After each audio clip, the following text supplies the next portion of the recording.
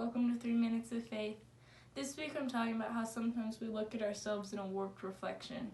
If you've been to like a fair or a carnival or something like that, you sometimes see the mirrors that have a lot of curves and bends in them, and it makes you look different. I think sometimes in life and in the society, we can kind of judge our life and our looks as if we were that mirror.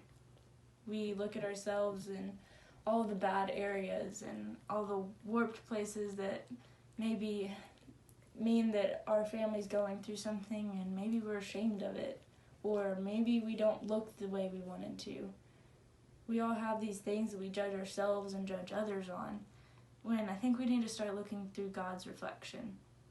We're supposed to reflect Jesus Christ, but I want to see how God sees us. Does he see us as the people we think we are? In the Bible, it talks about how we are children of God as believers and how Christ lives in us. It's kind of hard to look at yourself and hate when you realize God's the one in there working in you and working through you. It's hard to hate Jesus, isn't it? I mean, he's the perfect man. One thing that I think a lot of times, looking at yourself in a way that is warped or bent or cracked, I think it's almost an identity theft. It takes away the beauty you see in yourself and in others as well. It takes away the hope and the joy that you can have in your identity.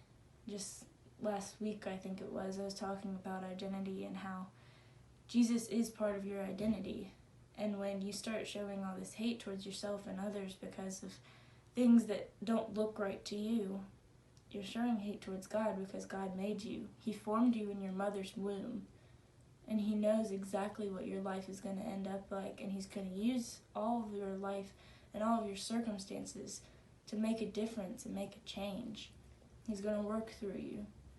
And so I think that one thing we need to remember is that God's mirror doesn't have any cracks, no bends, no curves, not even a smudge. He's wiped our slate clean from all sin, and he's forgiven us to where now our mirrors can look full and brand new. We are made new when we believe in Jesus Christ as Savior. Our flesh self dies and our spiritual self rises. It's a rebirth. And so we should know that if you think you're old even, or if you think, oh, I'm not pretty, you were reborn in the image of God. Thanks for listening.